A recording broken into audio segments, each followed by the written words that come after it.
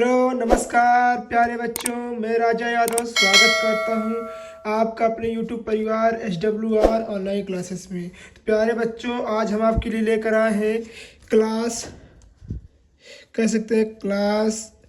12th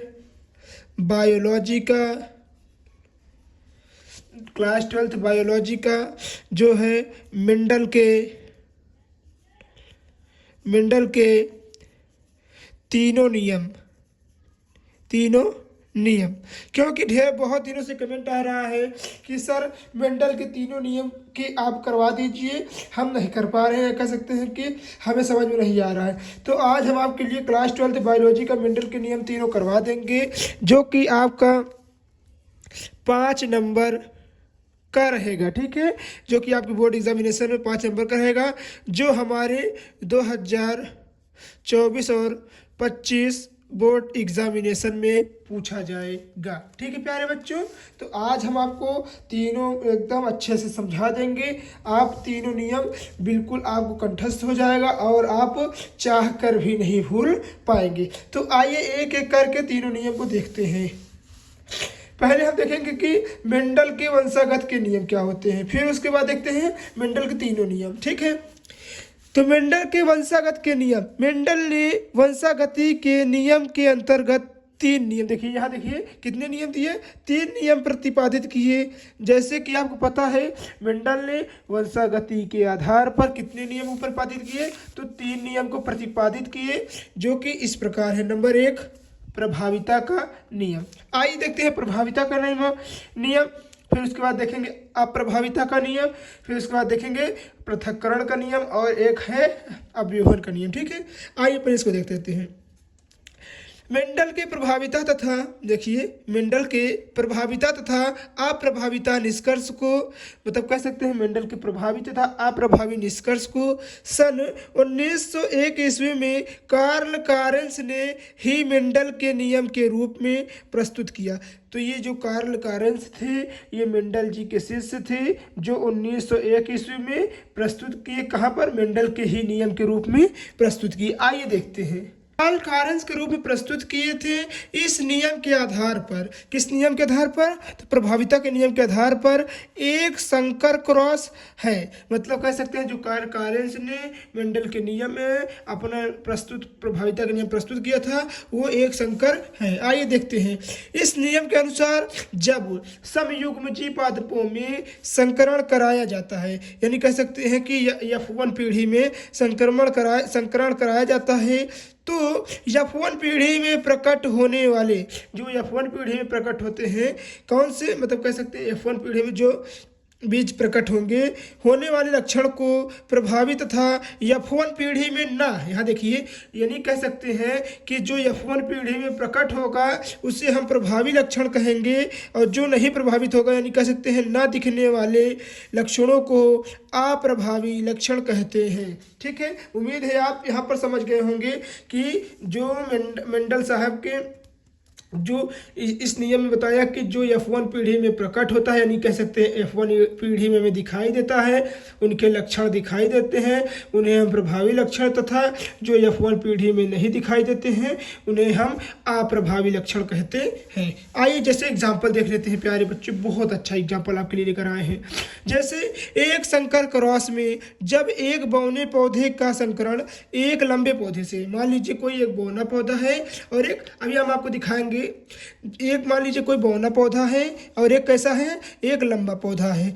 तो संक्रमण पौधे में एक बौने पादप का संकरण एक लंबे पादप से कराया जाता है, यानी एक बौने पादप का संकरण एक लंबे पादप से कराया जाता है।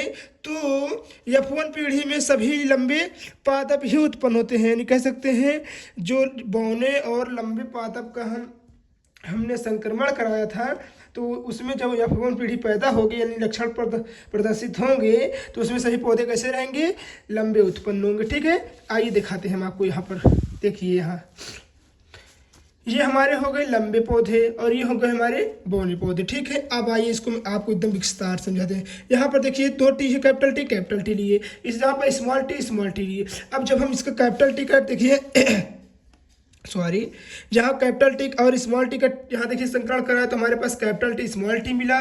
फिर यहाँ देखिए कैपिटल टी, यहाँ देखिए स्मॉल टी, तो कैपिटल टी स्मॉल टी से कराया तो कैपिटल टी स्मॉल टी यानी कैपिटल टी। फिर यहाँ देखिए कैपिटल टी और स्मॉल टी से कराया फिर कैपिटल टी स्मॉल टी, फिर इससे कराए तो कैपिटल टी स्मॉल टी। अतः हम कह सकते हैं कि सभी पौधे कैसे रहे, सभी संक्रमित लंबे रहे, संकरित लंबे रहे। यानी कह सकते हैं कि जो F1 पीढ़ी में जो मतलब पौधा का लक्षण निकला वो कैसा था, तो सभी संक्रमित लंबे थे। मतलब संक्रमित क्यों है, क्योंकि इसमें बौना पौधा भी है, इसीलिए ये संक्रमित पौधा कहलाएगा। इसका जीनोटाइप क्या बनेगा, तो इसका जीनोटाइप 3:1 और फिनोटाइप बनेगा 1:2:1। उम्मीद है प्यारे बच्चों पृथक्करण का नियम आपको समझ में आया होगा। यदि वीडियो अच्छी लग रही है तो प्लीज़ वीडियो को लाइक करें एंड चैनल को सब्सक्राइब करना ना भूलें। आइए देखते हैं इसके अन्य लक्षण। प्यारे बच्चों आइए देखते हैं दूसरा नियम क्या कह रहा है। दूसरा नियम कह रहा है पृथक्करण का नियम। तो पृथक्करण का नियम आइए देखते हैं। इस नियम के अनुसार एक आनुवांशिक लक्षण की विभिन्नताओं या विपर्यासी रूपों के कारण अधिक समय तक साथ साथ रहने पर भी, मतलब कि एक विपर्यासी लक्षण लेंगे मटर का और उसको बहुत समय तक हम साथ रखने पर भी उत्पन्न, अर्थात कह सकते हैं जो उसकी अपरिवर्तित, मतलब कि वो जो पौधा रहता है वो शुद्ध बने रहते हैं। अर्थात कहते हैं कि शुद्ध बने रहते हैं, जिसके फलस्वरूप युग्मकों में जाने वाले सभी, या कह सकते हैं कि जो युग्मक में जाने वाले लक्षण होते हैं वे सभी कारक शुद्ध होते हैं। मतलब कि ऐसे कारक जो विपर्यासी लक्षण होने के कारण भी वो लंबे समय तक साथ रहते हैं, परंतु फिर भी सभी कारक शुद्ध बने रहते हैं। अर्थात कह सकते हैं कि वो मतलब कि अशुद्धता नहीं हो पाते हैं, शुद्ध होते हैं। इसी कारण इस नियम को युग्मकों की शुद्धता का नियम या संकरों के विलग्न का नियम भी कहते हैं। आपको पेपर में अगर आ जाएगा संकरों के विलग्न तो भी आप नहीं कंफ्यूज होइएगा, आप इसमें पूरा बता दीजिएगा, ठीक है। उम्मीद है आपको पृथक्करण का नियम भी समझ में आया होगा। यदि वीडियो अच्छी लग रही है प्यारे बच्चों तो सब्सक्राइब करना और लाइक करना नहीं भूलिएगा। आइए देखते हैं नेक्स्ट क्वेश्चन नंबर 3। तो प्यारे बच्चों आइए देखते हैं तीसरा नंबर, जो कि स्वतंत्र अभिहवन का नियम है। ये बहुत अच्छा नियम है, ये हमारे पेपर में बहुत बार पूछा गया है, ठीक है प्यारे बच्चों। ये प्यारे बच्चों यहाँ पर मेंडल के वंशागति सिद्धांत से क्वेश्चन आया है। यहाँ देखिए आपको दिखा दे रहे हैं, देखिए 3 नंबर में यहाँ देखिए मटर के लंबे पौधे जो अभी हमने पृथक्करण का नियम पढ़ा है वो भी आया है, देखिए। और अभी हम आपको दिखा रहे हैं बहुत सारा क्वेश्चन जो हमारे पेपर में आया है, जो जिसलिए हम इसको करवा रहे हैं। हाँ देखिए यहाँ पर भी आया खा नंबर में, देखिए 3 नंबर का क्वेश्चन है कि मेंडल ने अपने प्रयोग में मटर के पौधों का चयन ही क्यों किया। तो यहाँ पर देखिए ये भी हो गया, तो हमारे पेपर में पूछा गया था, इसीलिए इसको हम लेकर आए हैं। तो प्यारे बच्चों आप चिंता नहीं करिएगा, जितने सारे क्वेश्चन दिख रहे हैं हम इसको पूरा आपको कराने की जरूरत करेंगे, क्योंकि प्यारे बच्चों ये सब आपके लिए बहुत ही महत्वपूर्ण रहेगा। आइए देखते हैं मेंडल के तीसरा नियम, जो कि स्वतंत्र अभिहवन का नियम है, ठीक है। तो क्या कह रहा है, यह मेंडल का तीसरा नियम है। इस नियम में इन्होंने यह बताया कि एक आनुवांशिक लक्षण का प्रभावी कारक, मतलब कि कोई एक आनुवांशिक लक्षण है उसका जो प्रभावी कारक है किसी अप्रभावी से मिल सकता है। किससे मिल सकता है, किसी अप्रभावी से मिल सकता है, और अप्रभावी कारक प्रभावी से मिल सकता है। यानी कह सकते हैं ये मान लीजिए अप्रभावी है, ये प्रभावी है, मान लीजिए ये अप्रभावी है और ये प्रभावी है। तो प्रभावी जो होता है वो अप्रभावी जो होता है प्रभावी से मिल सकता है। इसे ही क्या कहते हैं प्यारे बच्चों, इसे ही कहते हैं हम, देखिए अप्रभावी से मिल सकता है और अप्रभावी कारक प्रभावी से मिल सकता है। अर्थात ऐसे लक्षण वंशागत के लिए पूर्ण रूप से स्वतंत्र होते हैं, यानी एक दूसरे से मिल सकते हैं, ठीक है। उसे ही क्या कहते हैं प्यारे बच्चों, स्वतंत्र होते हैं, उसे ही कहते हैं स्वतंत्र अभिहवन का नियम। यानी सीधा समझें तो कि मेंडल के तीसरे नियम में यह बताया गया है कि जो आनुवांशिक लक्षण होते हैं उसमें प्रभावी कारक अप्रभावी कारक से तथा अप्रभावी कारक प्रभावी कारक से मिल सकते हैं, क्योंकि वो कह सकते हैं कि वो क्या रहते हैं, मूल रूप से स्वतंत्र होते हैं। इसे ही स्वतंत्रता का अभिहवन नियम कहते हैं। जैसे देखिए यहाँ पर देखिए गोल पीला झुर्रीदार हरा, देखिए 4 पौधे हैं ना, कैसा है, गोल पीला झुर्रीदार हरा मटर के पौधों के मध्य। पहले हम गोल पीला और झुर्रीदार हरा के बीच क्या कराएंगे, संकरण कराने पर F2 पीढ़ी पर इनका अनुपात 9:3:3:3:1 प्रदर्शित होता है। इसी को क्या कहते हैं, द्विसंकरण भी कहते हैं। अब आइए इसको हम समझाते हैं आपको, फिर उसके बाद आपको एक बिग डायग्राम पर लेकर चलेंगे। देखिए यहाँ पर क्या है, गोला है, ये क्या है, पीला है, झुर्रीदार है, हरा है। यानी गोल को क्या बोलेंगे, कैपिटल आर, पीला क्या बोलेंगे, कैपिटल वाई, झुर्रीदार क्या बोलेंगे, स्मॉल आर, हरा क्या बोलेंगे, स्मॉल वाई। तो जब हम कैपिटल आर का स्मॉल आर से कनेक्ट कराएंगे तो यहाँ देखिए F2 पीढ़ी में कैसे पौधे प्राप्त होंगे, संक्रमित गोल पीले, और पीढ़ी कैसी रहेगी, F1। ठीक है, F1 पीढ़ी रहेगी। तो प्यारे बच्चों जब इसके साथ संकरण कराए, देखिए यहाँ पर, तो यहाँ पर आगे क्या निकला, गोल झुर्रीदार निकला पहला बीज। और जब हम इसके साथ करवाएंगे, किसका, पीला हरा के साथ करवाएंगे, तो हमारे पास कैसे निकलेगा, पीला हरा निकलेगा, मतलब कह सकते हैं पीला हरा पौधा निकलेगा।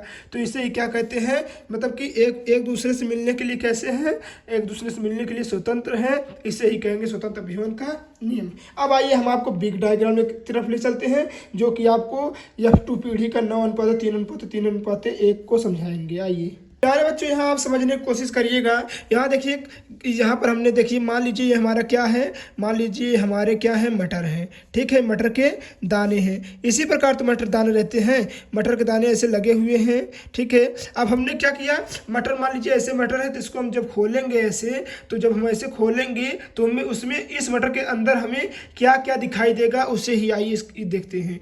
तो प्यारे बच्चों जब हम मटर के दाने, मतलब मटर ऐसे रहती हैं, जब उसको हम बीज पर से फाड़ते ऐसे है तो ऐसे खुल जाती है, तो उसमें जो निम्न प्रकार के बीज निकलते हैं, छोटे बड़े झूरे हरे, कह सकते हैं गोल पीले, तो उसे ही हम क्या कहेंगे, आइए देखते हैं। तो प्यारे बच्चों हमने जब इसको इस प्रकार, मान लीजिए मटर के दाने हैं, जब खोलेंगे तो हमारे कुछ इस प्रकार से निकल कर आएगा। देखिए कैपिटल आर जो कि गोल रहेगा, कैपिटल वाई जो कि पीला रहेगा।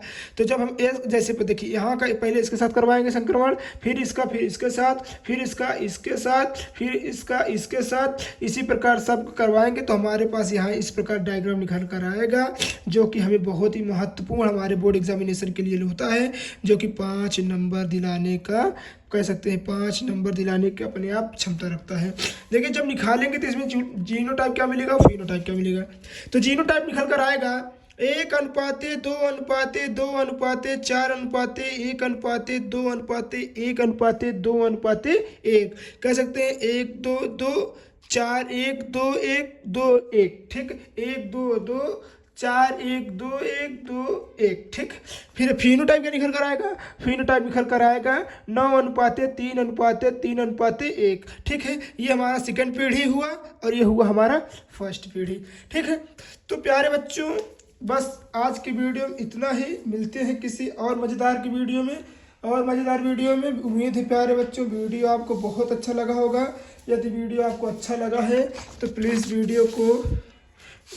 वीडियो को लाइक कर दीजिएगा एंड चैनल को सब्सक्राइब करना नहीं भूलिएगा, और अपने भाइयों और दोस्तों तक अवश्य शेयर करिएगा। ठीक है, मिलते हैं किसी और रोचक वीडियो में, तब तक के लिए धन्यवाद।